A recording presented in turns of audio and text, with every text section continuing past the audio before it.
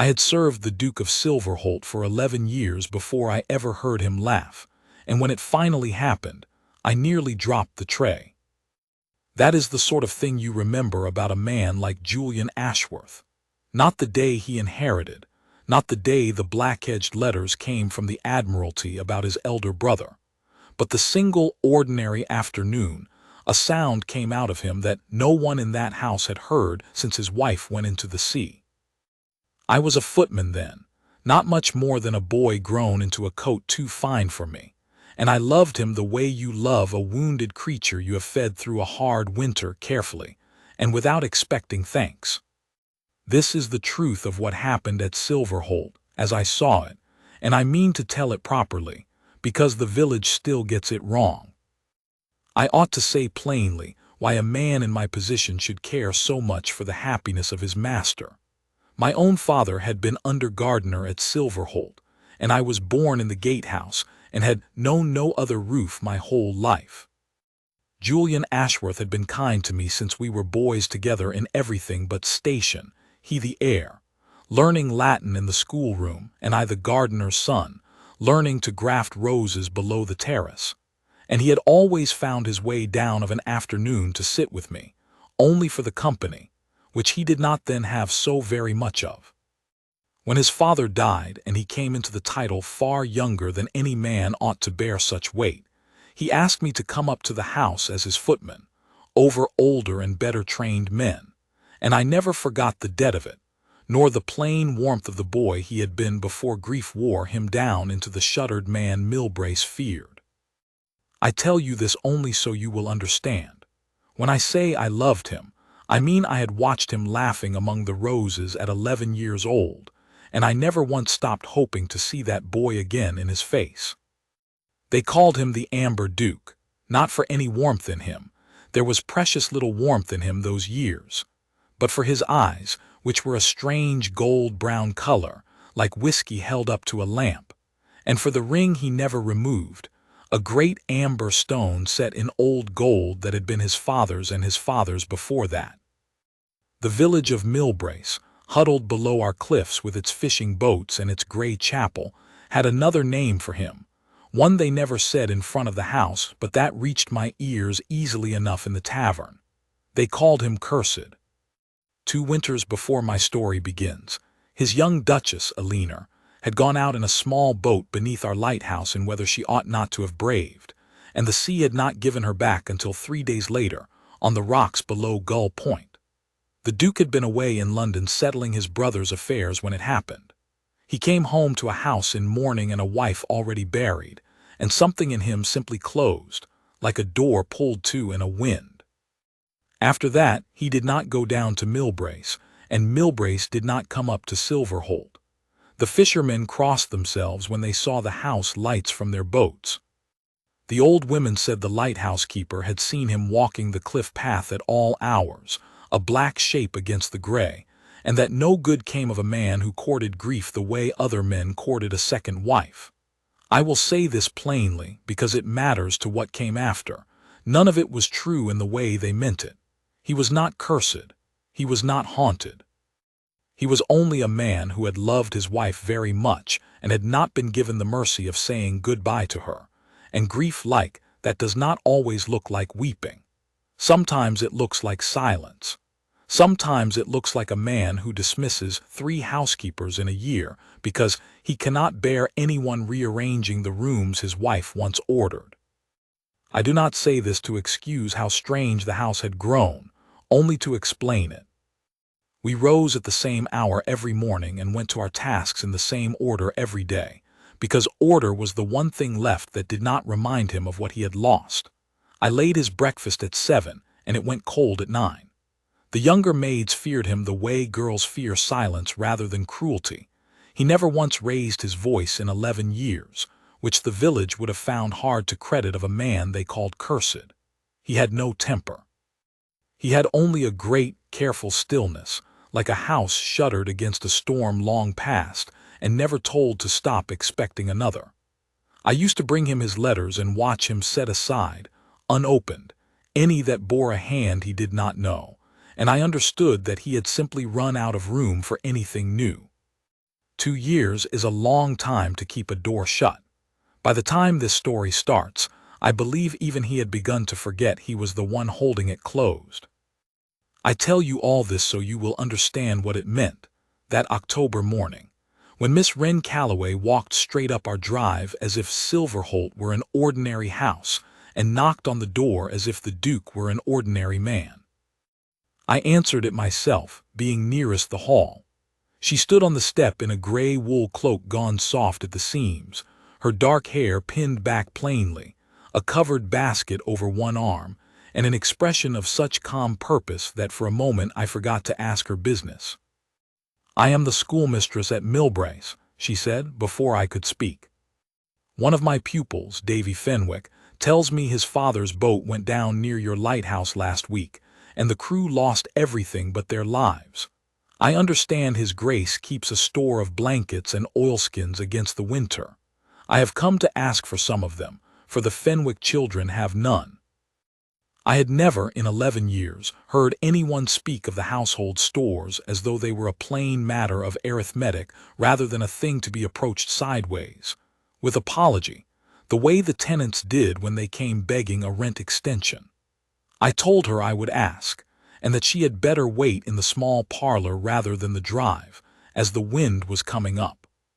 She did not wait in the parlor.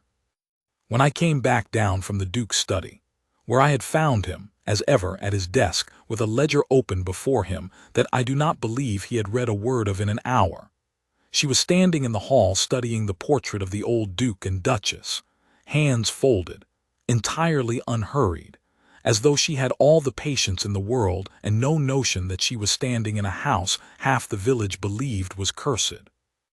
"He says to give you whatever you need from the linen store," I told her, "and to tell you he is sorry for the Fenwick's trouble." "Will you thank him for me?" she said. "I should like to thank him myself, but I understand he does not receive visitors." There was no bitterness in it. She said it the way one might remark on the weather, and that, I think, was the first thing that made her different from every soul in Millbrace who spoke of my master. She did not sound afraid of him. She did not sound sorry for him either, which was worse, in its way, than fear. Half the county was sorry for him, and pity sat on him like a wet coat. She sounded only as though she had noted a fact about a man she had not yet met, and intended, when the time came, to meet him properly. I gave her 3 blankets and a bundle of oilskins from the store myself, and carried them to the gate, and that, I believed, was the end of it. I learned more of her in the weeks that followed, in the way a household learns of anyone who begins to matter to it, in fragments, from the grocer's boy and the washerwoman and the schoolroom gossip that drifts uphill on market days. She had come to Millbrace some 4 years before, from a parish further down the coast, after her own father, a curate of modest means, had died and left her without dowry or family to speak of. She might have gone as a governess into some grand house inland, as women in her situation generally did, trading her independence for a roof and a wage, and the endless small humiliations of being neither family nor servant in a stranger's home. She had chosen the schoolhouse instead, a position most gentlewomen would have considered beneath them, for the plain reason, she told me once, that she preferred to answer to no one's drawing-room manners but her own conscience, and to teach children who could not pay her compliments but grew, term by term, cleverer and kinder under her hand, which she found the better wage by far. She was thought a little strange in the village for it, unmarried at 18 and 20, content in a position most called a spinster's consolation rather than a woman's true ambition. But I never once, in all the years I came to know her, heard her speak of her situation as anything but chosen. She was not waiting for a better life to arrive and rescue her from the schoolhouse. She simply had not yet found anything in the world she thought was worth trading her peace for. It was not the end of it, it was the beginning. She came again 11 days later, in weather that should have kept anyone indoors, a hard, driving rain off the sea that turned our drive to a river of mud, and this time she did not come to the front door. I found her at the kitchen entrance, soaked through despite her cloak, with a boy of 9 or 10 shivering beside her whom I recognized as one of the fisherman's sons. "He fell from the rocks below the lighthouse path," she said, without preamble, water running from the ends of her hair. "I believe his wrist is broken. Milbrace has no surgeon since old Dr. Prout died, and Silverholt is nearer than Ashcombe. I am sorry to come to you in this state, but I did not think the matter could wait for good manners." I did not think it could wait either, and so instead of sending for the Duke's steward, as protocol demanded, I did the thing I had never once done in 11 years of service.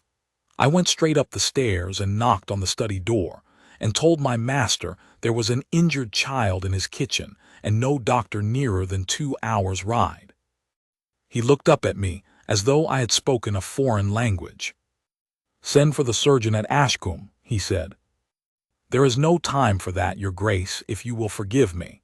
But there is a physician's chest in the old Duchess's still-room. I have seen it, and Miss Calloway, the schoolmistress, is downstairs and seems a sensible sort of woman." I only thought. I do not know precisely what made him rise. I have turned it over many times since, in the years I have had to think on it, and I believe it was not the boy at all, not at first, but the word still-room, which he had not let anyone open since his wife died, and which some contrary, grieving part of him could not bear to have opened by a housemaid rummaging without his knowledge. Whatever the reason, he came down. I had not seen him descend that staircase in daylight in longer than I could remember. He found Miss Calloway on her knees on the kitchen flagstones, the boy's arm laid across her lap, speaking to him in a low, even voice about nothing at all, the color of the hens in the yard, whether he preferred herring or mackerel, anything to keep his mind from his wrist while she felt along the bone with careful fingers. She did not look up when the Duke entered, though every servant in that kitchen went still as stone. "It is broken just above the wrist," she said, to the room in general. "Clean, I think, not shattered. He needs it splinted before he moves again, and something for the pain if the house has laudanum, though I would use it sparingly on a child." "The still-room is through that door," the Duke said. His voice came out rusted like a hinge unused. "My, there should be splints, bandaging, willow bark if the laudanum troubles you." It was the first full sentence I had heard him speak to a stranger in 2 years, and I watched Miss Calloway's head come up at the sound of it. Not startled, exactly, but attentive, the way one attends to a thing one has been waiting, without quite knowing it, to hear. "Thank you, your grace," she said. "Will you hold the lamp for me? I find I need a steadier hand than these girls can spare, and I do not like to work half in shadow on a child's arm." I have thought since that any other man in England would have called for a footman to hold the lamp, and thought nothing more of it. But she had asked him directly, looking at him, not through him or around him the way the village did, as though he were a fact to be managed rather than a man to be spoken to. And he took the lamp from the sconce and knelt on the flagstones across from her, in his fine coat, in the mud his own boy had tracked in, and held the light steady while she worked, and did not once look away from her hands. I did not understand that night what I had witnessed. I understand it now.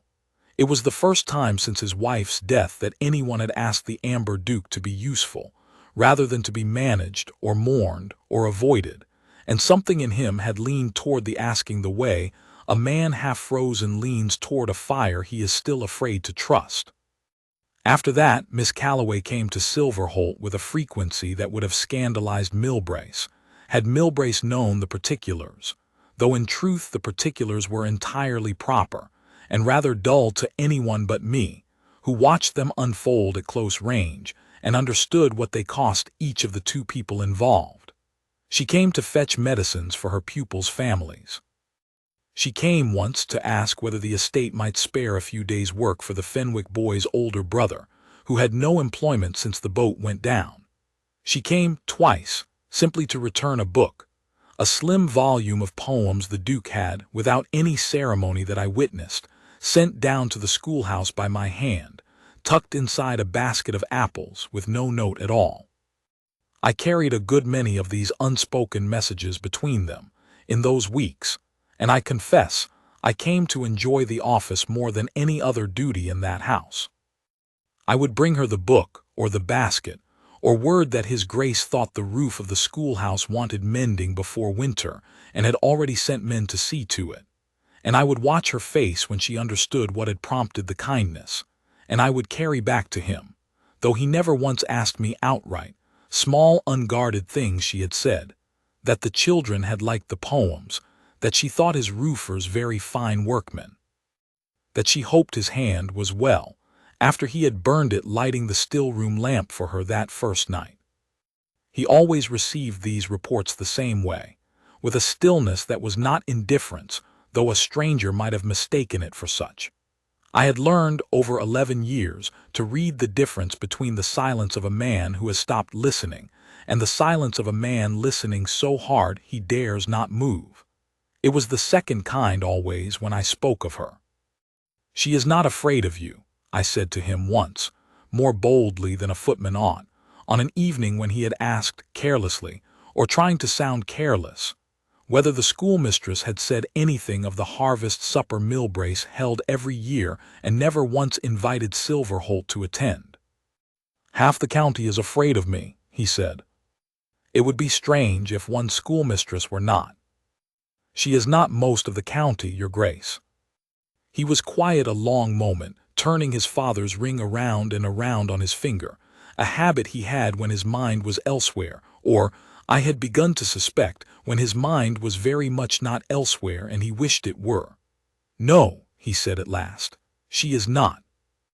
I want to be honest about what she risked in coming to him so often, because it was not nothing. Milbrace was a small, watchful place, and a schoolmistress's reputation was the whole of her livelihood. If the parish board decided she had grown too familiar with a grieving lord under suspicion of ill luck, they could dismiss her without a second thought, and she would have nowhere else to teach in 3 counties. I asked her once, walking her part way down the cliff path with a lantern because the light was failing, whether she did not fear what the village said of her visits. "They said worse of me when I refused Mr. Aldous the draper," she said, with the faint, dry humor I came to learn was entirely her own. "I have never much minded what Milbrace says, Mr. Rennick. I mind whether the Fenwick boy's arm heals straight, and whether the schoolhouse roof holds through January, and whether a man who has been left alone with his grief for 2 years has anyone at all to sit with him a quarter hour and speak of something other than his loss. Those seem to me better uses of my mind than gossip." "And is that why you keep coming, miss?" "For the roof and the boy's arm." She was quiet a moment, watching the lighthouse beam sweep the dark water below us. "At first," she said, "now I think I come because he listens to me as though what I say matters, which is not a common thing, in my experience, for a woman in my position to be given.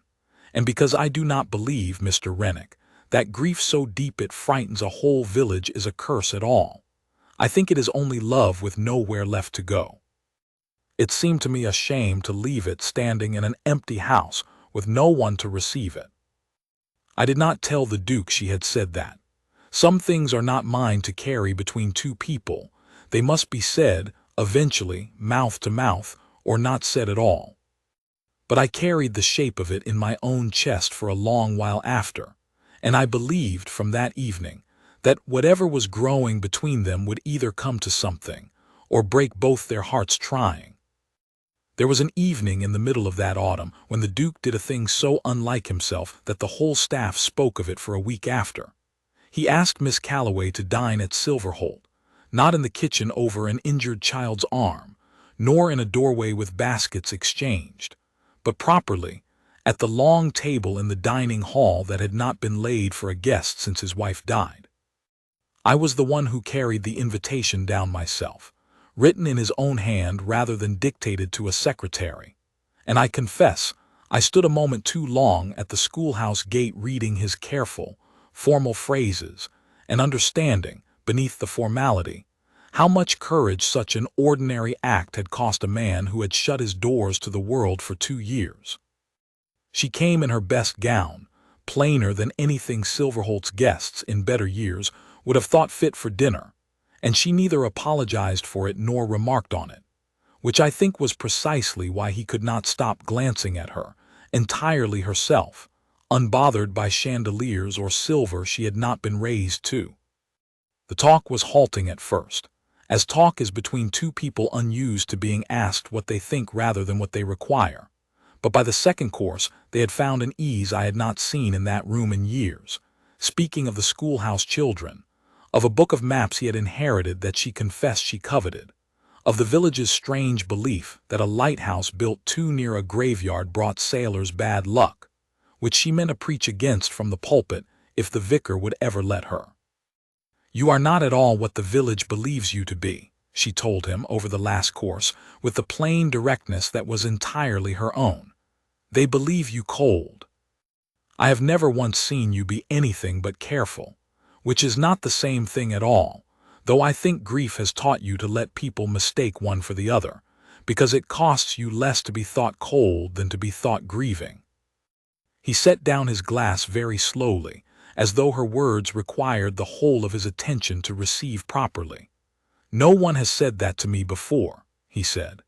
"Not in 2 years of physicians and clergymen and well-meaning aunts, all of them telling me what I ought to feel and how long I ought to feel it for. I am not telling you what to feel, Your Grace. I only see what is already there, and I do not think it does a man good to have his grief mistaken for his character for quite so long. You are not a cold house. You are a shuttered one. There is a difference, and I think, in time, you will remember it yourself."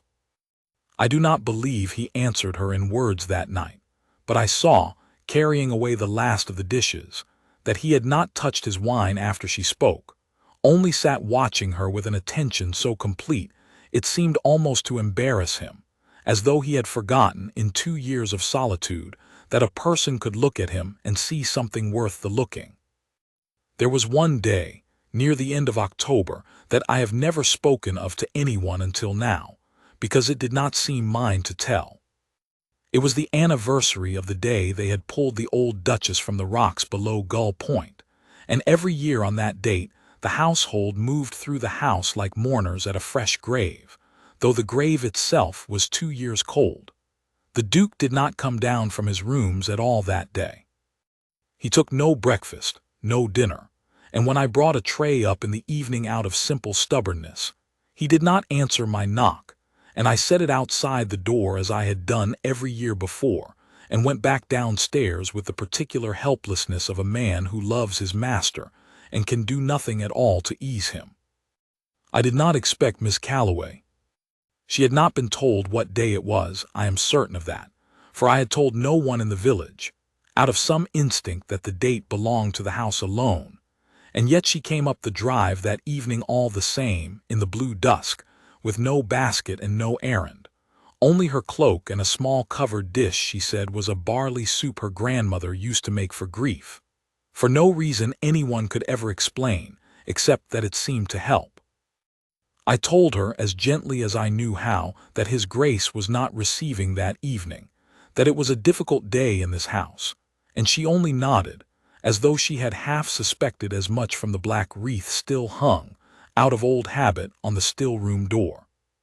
"Then I will not trouble him," she said. "Will you tell him only that someone came, and that no one expects anything of him today? Sometimes that is the whole of what a grieving man needs to hear, Mr. Rennick, not comfort, only the knowledge that he is not required to perform anything for anyone." I carried the message up and the soup besides, and left both outside his door as I had the tray. I do not know what hour of the night he opened it, but in the morning the dish was empty and washed, set neatly on the sill, and he came down to breakfast for the first time that whole week looking like a man who had slept, if only a little. He asked me, with a carefulness that cost him something, who had brought the soup. "Miss Calloway, Your Grace. She said to tell you no one expected anything of you yesterday." He was quiet so long I thought he would not answer at all. Then he said, low, mostly to himself, "No one has said such a thing to me in 2 years." And he turned the ring on his finger the way he did, and I left him to it, understanding that something in him had shifted that I had no business watching too closely. It came to something in November, on the night of the great storm, The one the fishermen still speak of, the worst to strike our coast in a generation, when 3 boats went out before the weather turned and only 2 came back. I was on duty at the house when word came up from Millbrace, carried by a boy near sobbing from the run. The Fenwick boat, the same family, always the same family, it seemed that year, had not returned with the others, and the lighthouse keeper thought he had seen a light struggling far out past Gull Point, though in that wind and that dark no one could say for certain, and no crew in the village would put out a rescue boat in seas like that. The Duke was in the hall before I had finished delivering the message, already shouting for his greatcoat, and I want to set down clearly what happened next, because it is the hinge on which this whole story turns, and because I was close enough to see his face when he said it. "Get every lantern in this house down to the point," he said, "and send to the stables for rope, all of it, and the strongest men on the estate. Now, Rennick, now." We went down through rain that came sideways, that stung like flung gravel, along the cliff path Miss Calloway and I had walked so many quieter evenings, and I do not think I have ever in my life moved so fast in such wretched dark. The wind off the water that night had a voice to it, a low continuous roar broken now and again by gusts that staggered a grown man mid-stride, and the lighthouse beam, sweeping its steady arc through the driving rain, seemed the only fixed thing left in a world gone entirely to chaos. Twice I lost my footing on the wet chalk of the path, and twice the Duke's hand closed on my arm before I went down, hauling me upright without breaking his stride, and I remember thinking, even in the midst of that fear, that I had never known him move with such single purpose in all the 2 years since his wife died. When we reached the point below the lighthouse, half of Millbrace was already there, useless with fear, staring out at black water where somewhere, perhaps, a boat with the Fenwick men aboard was being thrown against rocks that had already taken one soul from that house, from this house, I mean, from Silverholt, from the Duke's own life, 2 winters past on those same stones. Women stood clutching shawls to their throats, murmuring prayers half drowned by the gale. The men who had put out the first search had already come back shaking their heads, saying no boat could survive a launch into seas running that high. I saw him hesitate at the cliff edge just once, and I understood exactly what he was seeing, because it was written plain across his face in the lighthouse's sweeping beam. His wife, going into that same water, from a boat launched in weather nearly as wild, never coming home. For one terrible moment I believed he could not do it, that the grief which had kept him shut up in that house for 2 years had finally met a task large enough to defeat it entirely. Then Miss Calloway was beside him. I had not seen her come. She must have run the whole way from the schoolhouse the moment word reached the village. She did not touch him, even then, even in that extremity. She was too careful of him for that, too mindful of what was and was not hers to take, but she stood at his shoulder and said, low and clear enough that I heard it over the wind, "You are not going into the water, Your Grace. You are going to stand on that rock with a lantern and be the light they steer toward. Let the men with the rope do the rest. You have done harder things than hold still and be seen." I do not know what those words undid in him. Perhaps it was only that someone had finally named the thing he feared, not the sea itself, but standing at that place again and losing someone else to it, and in naming it had made it survivable. He took the lantern from my hand. He climbed out onto the wet rock at the point, the one place from which a boat foundering past Gull Point might see a fixed light and find its bearing, and he stood there in that shrieking wind for the better part of an hour, one arm braced against the stone, holding that lantern as steady as any lighthouse ever built, while below him the strongest men of 2 estates fed out rope and waited. The boat came in past midnight, half swamped, both Fenwick men alive though frozen half to death, and it was the Duke's steady light, the fishermen said afterward, that let them find the safe channel through the rocks in a dark where every other bearing had failed them. He was soaked through and shaking, less from cold, I think, than from something that had finally broken loose in him after 2 years of holding still, when I got him back up the cliff path. Miss Calloway walked at his other side, saying nothing at all now, only near enough that he could feel she had not left. At the top, where the path widened before the house, he stopped and turned to her, and I had the sense, though I stood a respectful few paces off, that whatever had been building between them for 6 weeks of borrowed books and mended roofs and quiet walks had arrived, all at once, at a door it could not pass without opening. "I could not save her," he said. He did not need to name who. "I have told myself for 2 years that if I had been home, if I had not been in London, I might have stopped her taking that boat out. I have stood on that cliff 100 nights since, and I have never once been able to go near the water's edge without seeing her go under it again. Tonight I went out onto that rock believing I would see it happen twice." "And instead you brought 2 men home to their children," Miss Calloway said. "Your Grace, that is not a small mercy.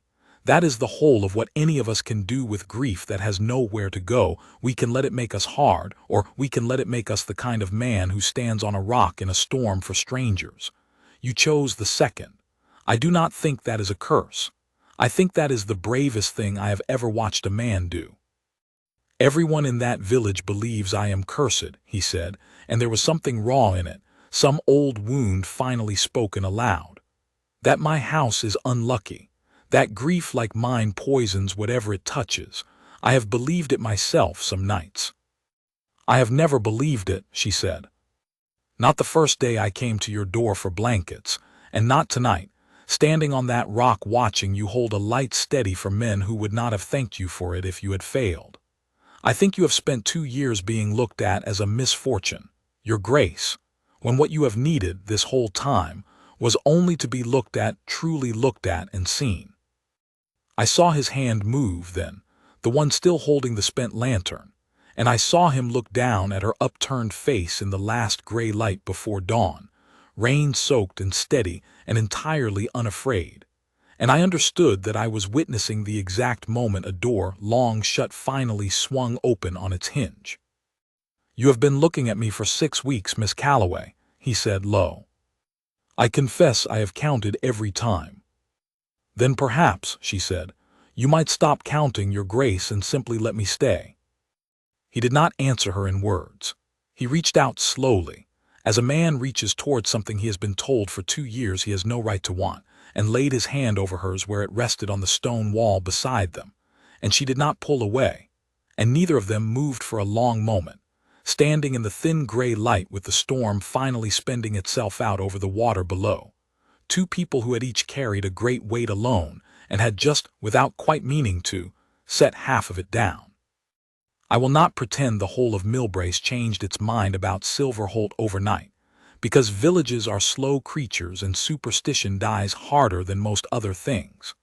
But the Fenwick men lived, and told everyone who would listen that the Duke himself had stood in the storm holding the lantern that brought them home, and a story that had been trading for 2 years on his misfortune found itself, that winter, trading instead on his courage. It is a strange thing, how quickly a village can forgive a man his grief once it has seen what lies beneath it. Miss Calloway told me once, with the dry humor I had come to expect of her, that her pupils spent a full fortnight after the storm arguing over whether the Amber Duke had truly stood in the gale without flinching, or whether the story had grown taller with every telling down at the harbor. She had settled the matter, she said, by telling them plainly that she had stood beside him and seen it with her own eyes, and that a man's courage needed no exaggeration to be worth admiring. The Fenwick boy, whose wrist had long since mended straight, took to drawing lighthouses on his slate for the rest of that term, and Miss Calloway kept one such drawing pinned above her own desk for years afterward, a small crooked thing in chalk that she said reminded her of the night 2 frightened men were brought home safe by a light that never wavered. The elder Fenwick, once he was well enough to leave his bed, walked up the cliff path himself to thank the Duke in person, cap in hand, plainly uncertain of his welcome at a house he had spent 2 years crossing himself against. The Duke received him in the front hall rather than the study, which I understood by then to be a mark of respect he extended to few, and the two men stood a long while by the cold hearth speaking of boats and weather, and the small, particular griefs of men who make their living on a sea that does not always give back what it takes. When Fenwick left, he shook the Duke's hand as one equal shakes another's, curse or no curse, and told the tavern that evening that whatever Milbrace had believed of the man at Silverholt these 2 years past, it had believed a lie, and he would hear no more of it in his hearing. The Duke did not court Miss Calloway in any fashion the county would have recognized as courtship. There were no balls at Silverholt that winter, no grand announcements. What there was instead was this. He began walking down to Milbrace himself in daylight to see to the schoolhouse repairs and the roof and the small provisions the parish lacked, and the village grew used to seeing him on the road, hat in hand, unhurried, stopping to speak with the fishermen he had once only watched from his cliff. He opened the still-room properly at last, not as a shrine to be preserved untouched but as a working room again, and gave over the running of it, at Miss Calloway's gentle insistence, to whichever housekeeper could be persuaded to stay, so that the house itself began, slowly, to breathe again after 2 years of being held closed like a fist. I was sent down with him more than once that winter, to carry timber or hold a ladder steady, and I remember one particular afternoon at the schoolhouse when the roof was finally mended, and the children let out early for the cold, and Miss Calloway stood in her doorway watching him settle the last accounts with the carpenter, her arms folded against the chill, an expression on her face I had not seen there before, not the careful watchfulness of a woman guarding her reputation, nor the brisk competence she wore like armor with the rest of the world, but something softer, unguarded, the look of a person who has stopped bracing for disappointment. When the carpenter left, the Duke came to stand beside her in the doorway, and for a while neither of them said anything at all, only watched the last of the children scatter down the lane toward home. "You have given this village its roof back," she said at last, "and its harbor wall mended before the spring tides, and work for every idle hand in it. I begin to wonder what Milbrace will find to gossip about, now that you have made yourself so thoroughly useful." "They will find something," he said. "They always do. I find I mind it a good deal less than I once did." "And why is that, your grace?" He looked at her, then in a way I had learned, over that long winter, to recognize, a long, unhurried look, the look of a man who has spent 2 years believing himself undeserving of being looked at in return, and is only now permitting himself to hope otherwise. "Because," he said, "I have discovered there is exactly one opinion in this county I have come to value above all the rest put together, and she is standing in front of me at present, so the others trouble me very little."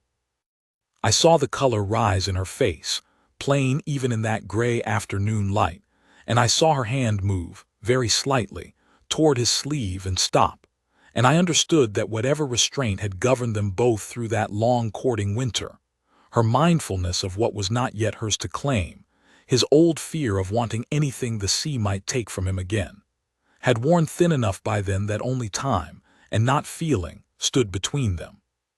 I married in the spring myself, a housemaid named Susan, who had watched all this unfold from the kitchen with as much wonder as I had, and it was at our small wedding, of all places, held in the estate chapel because the Duke had insisted on lending it, that I saw him laugh outright for the first time in 11 years of service.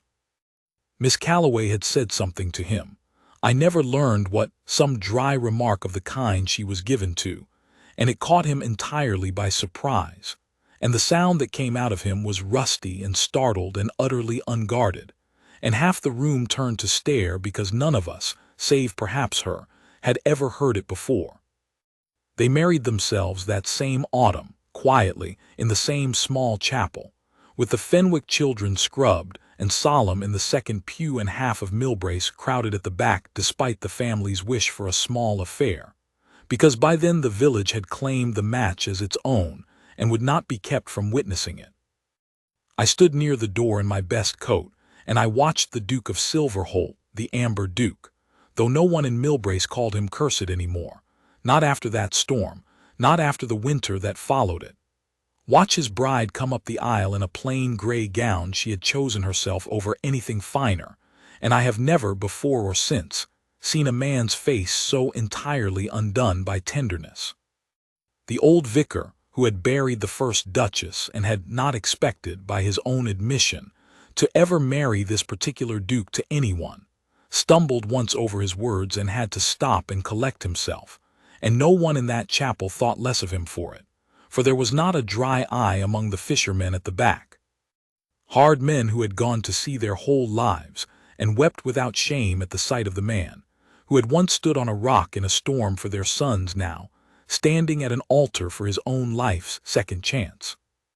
Miss Calloway, her grace, though it would be some weeks before any of us grew used to saying it, turned to him with her steady, unhurried composure entirely intact, and it was he, not she, whose hand trembled when he took hers, and she steadied it without a word, the way she had steadied so much else in him since the October morning she first knocked at our door.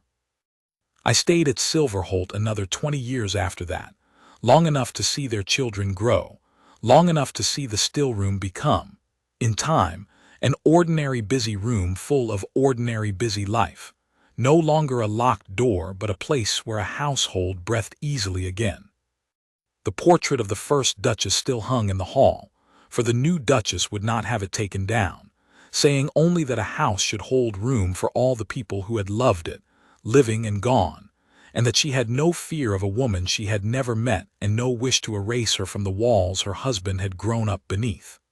It was, I think, the kindest thing I ever saw her do, and there were a great many kind things to choose from. I have thought often in the years since about what she said to him that first night on the point, that grief so deep it frightens a village is not a curse, but only love with nowhere left to go. I believe, watching them together all those years, that she gave that love somewhere to go at last, into a house that had stood cold and shuttered for 2 winters and warmed, slowly, into a home again, into a man who had believed himself unlovable for the very largeness of his grief, and who learned in her steady, unafraid company that the largeness of a heart is never a curse, only a gift waiting for someone brave enough to receive it.